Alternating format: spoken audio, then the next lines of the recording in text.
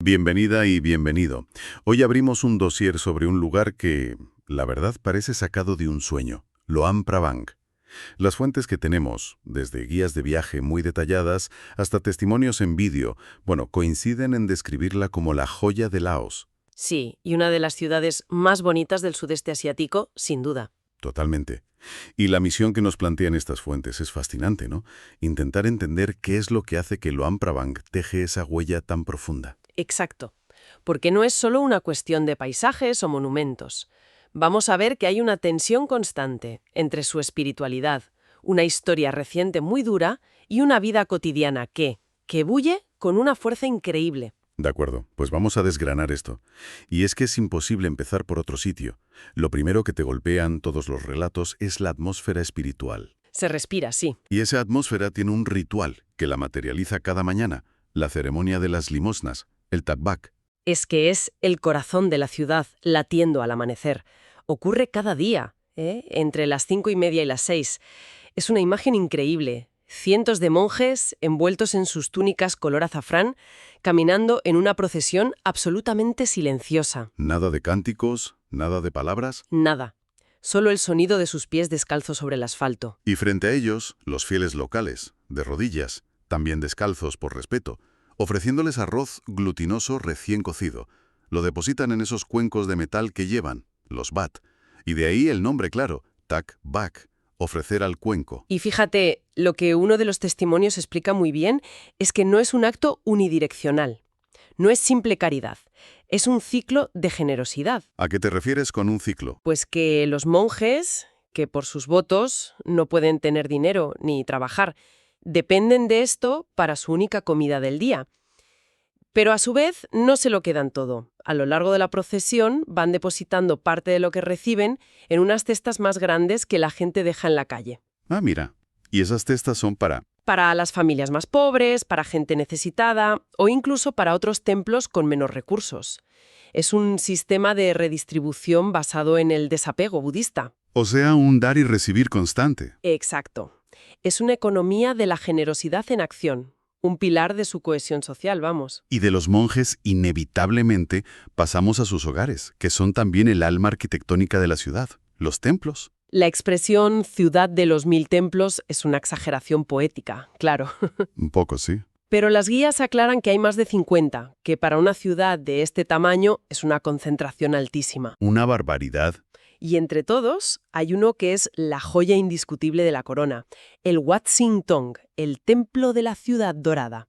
Es famoso por sus tejados superpuestos que caen en cascada casi hasta el suelo, un estilo muy clásico de Luang Prabang.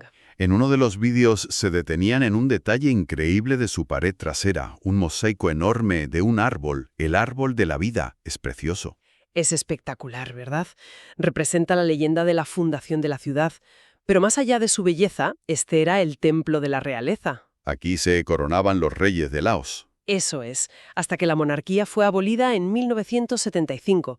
Y dentro del complejo hay una capilla, la Capilla Roja, que alberga algo que te deja sin palabras. La carroza funeraria real. Vi las imágenes y es impactante, es gigantesca. Ocupa toda la capilla y está decorada con esas figuras doradas, las nagas, unas serpientes míticas, mitad humanas, mitad divinas. Es una obra de arte en sí misma. Totalmente. Verla es entender el esplendor y el poder que un día tuvo esta ciudad.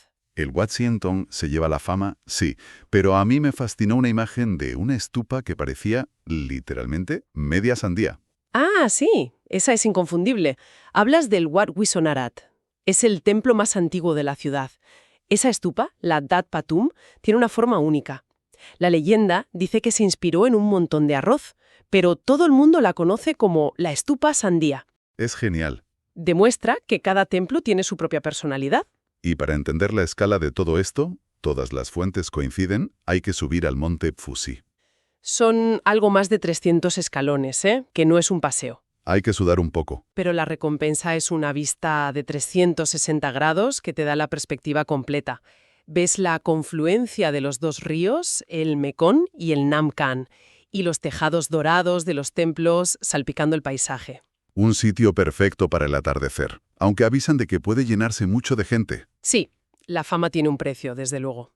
Y es increíble pensar que toda esta serenidad convive con una historia de una dureza tremenda. Lo del destino de la familia real es escalofriante. Totalmente. Y el lugar que mejor cuenta esa historia es el antiguo Palacio Real, hoy el Museo Nacional. Es un edificio muy curioso, construido en 1904, en plena época colonial. Mezcla la arquitectura Beaux Arts francesa con detalles laosianos. Sí, pero los muros de ese palacio guardan una historia muy trágica. Muy trágica. Fue la residencia de la monarquía hasta el 2 de diciembre de 1975. Ese día, los comunistas del Pathet Lao tomaron el poder y pusieron fin a 600 años de monarquía. ¿Y la familia real fue enviada a campos de reeducación? Sí, en una zona remota del norte. Allí acabarían muriendo en condiciones muy duras y poco claras. El palacio quedó congelado en el tiempo. Es una cápsula de una era con un final abrupto y terrible. Y dentro de ese mismo complejo hay un templo que custodia lo que describen como el alma de la ciudad, el objeto que le dan nombre. El templo Ho Phabang se construyó para albergar la reliquia más sagrada de Laos, el Prabang. Una estatua de Buda muy pequeña, ¿no? Mide solo 83 centímetros, pero su valor simbólico es incalculable. La leyenda dice que viene de Sri Lanka y que llegó como regalo de un rey Jemer. Su nombre significa Gran Buda Sagrado, y la ciudad se llama así en su honor, Luang Prabang, la ciudad del Gran Buda Sagrado. Es el pilar espiritual del país, vamos. Exacto. Y mientras los muros del palacio cuentan esta historia, la vida en la calle sigue pulsando con una energía increíble, sobre todo en los mercados. Es un contraste brutal y maravilloso. Hay dos mercados que son como las dos caras de la misma moneda. Por la noche, la calle principal se cierra al tráfico y se transforma en el mercado nocturno, Un mar de puestos con toldos rojos y blancos. donde se vende de todo: textiles, bolsos bordados, pinturas. Leí un detalle curioso sobre las botellas de Lao Lao, el whisky de arroz, que a veces llevan serpientes o escorpiones dentro. Sí, es un clásico. Supuestamente tienen propiedades medicinales. Y luego la comida callejera es otro de los grandes atractivos. El famoso buffet vegetariano de €1. Ese mismo. Y el pescado fresco del Mekong a la parrilla con sal y hierba limón. Una delicia. Pero si el mercado nocturno es la cara amable para el visitante, los testimonios en vídeo insisten en que la experiencia más auténtica y visceral es el mercado matutino. Sin duda. Este no es para turistas. Es donde la gente de Luang Prabang hace la compra diaria. Es mucho más caótico, más crudo Más real. y fascinante. Los productos se venden en el suelo. Montañas de hierbas, pescados del río que aún boquean, ranas, insectos fritos, piel de búfalo seca. Uno de los vídeos mostraba una carnicería al aire libre con la carne colgada de ganchos, sin refrigerar, llena de moscas. Es un choque. Es un choque cultural, sí. Nos hace pensar en nuestro concepto de la cadena de frío, algo que damos por sentado y que en gran parte del mundo no existe. Es la vida sin filtros. Totalmente. Y en medio de ese caos puedes probar delicias como los Hau Nom Kok, unos pastelitos de coco que cocinan al momento. Una inmersión sensorial completa. Y todo esto sucede a orillas del majestuoso río Mekong, que es el gran protagonista silencioso de la ciudad. El Mekong es la arteria de Luang Prabang. Define su geografía, su ritmo. Es el telón de fondo de todo. La experiencia del crucero al atardecer debe ser espectacular. Lo es. Pero también se puede tomar una barquita para cruzar a la aldea de enfrente, Quien Men, y ver un lado mucho más tranquilo y menos turístico de la vida laosiana. Bien, pues salgamos de la ciudad, porque aunque Luang Prabang es un destino en sí mismo, todas las guías coinciden en que hay excursiones en los alrededores que son imprescindibles, y una brilla por encima de todas. Las cascadas de Kwansi, no hay duda. A unos 30 kilómetros es uno de esos lugares que parece retocado con Photoshop. Pero no, es real. No es una sola cascada, ¿verdad? No, es un sistema de múltiples niveles. El agua cae por la selva y forma decenas de pozas de un color azul turquesa casi irreal. ¿Y por qué ese color tan intenso? Es por la alta concentración de minerales, como el travertino, que refleja la luz de esa manera. El resultado es un paraíso. En la mayoría de las pozas te puedes bañar, lo que es un alivio con el calor. ¿Y la cascada principal es una caída de 60 metros? Impresionante.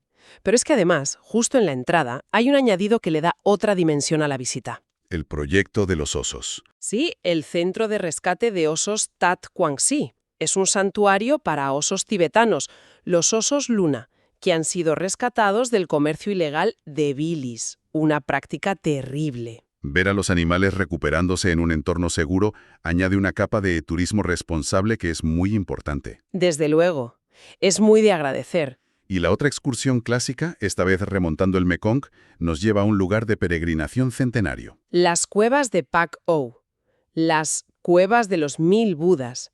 Y el nombre no es una exageración. Hay tantos. Hay más de 4000.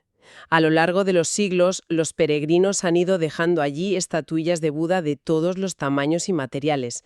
La imagen de tantas estatuas acumuladas en la penumbra es sobrecogedora. Estos lugares hablan de una historia de siglos, pero las fuentes también insisten en que para entender el Laos de hoy hay que mirar una historia mucho más reciente y dolorosa. Exacto. Y esa historia no está en un templo, sino en un pequeño centro de visitantes en Luang Prabang, el centro UXO Lao. Una visita dura pero fundamental. Durísima. UXO son las siglas de municiones sin explotar y el centro educa sobre un hecho devastador. Laos es, per cápita, el país más bombardeado de la historia. Y esto es consecuencia de la guerra de Vietnam, aunque Laos oficialmente era un país neutral. Correcto. Durante la llamada Guerra Secreta, entre 1964 y 1973, Estados Unidos lanzó más de 2 millones de toneladas de bombas sobre Laos. Para cortar las rutas de suministro del Vietcong. La ruta Ho Chi Minh. Fíjate en la cifra. Es el equivalente a un avión cargado de bombas cada 8 minutos, durante 9 años seguidos. Es una cifra que cuesta procesar. Y las consecuencias perduran a día de hoy. Terriblemente.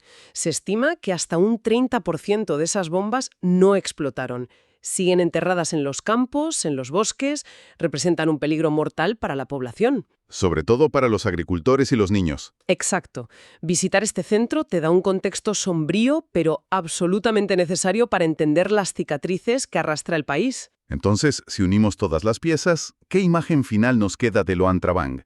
Es evidente que es mucho más que una postal bonita. Es una ciudad construida sobre profundos contrastes. Por un lado, la serenidad casi irreal de los rituales budistas, y por otro, la herida abierta de una historia reciente marcada por la guerra y la tragedia. La elegancia de la arquitectura colonial, que es patrimonio de la humanidad, junto a la vida caótica y a veces cruda de sus mercados. Es un lugar que, como señalan las fuentes, conserva una esencia muy auténtica, pero que a la vez enfrenta una presión turística enorme. Ahí está el gran dilema. Claro. Los flashes de las cámaras durante la ceremonia de las limosnas que rompen el respeto del ritual. O la conversión de casas históricas en hoteles boutique. Por un lado ayuda a conservar los edificios, pero por otro puede desplazar a la comunidad local. Al final, nos dibujan Luang Prabang como un lugar atrapado en una paradoja fascinante y muy frágil. Exacto. Su alma, tan ligada a esos rituales serenos, a su belleza y a su historia, es a la vez su mayor atractivo y su talón de Aquiles. Corre el riesgo de ser amada hasta desgastarse. Y eso nos deja con una última reflexión. Los testimonios describen un lugar que se siente como un viaje en el tiempo, pero que está cambiando a una velocidad de vértigo. La pregunta que queda en el aire es, a medida que lugares como Luang Prabang se abren al mundo, ¿cómo se puede experimentar su autenticidad sin contribuir, sin querer, a erosionar las mismas tradiciones que se han ido a descubrir?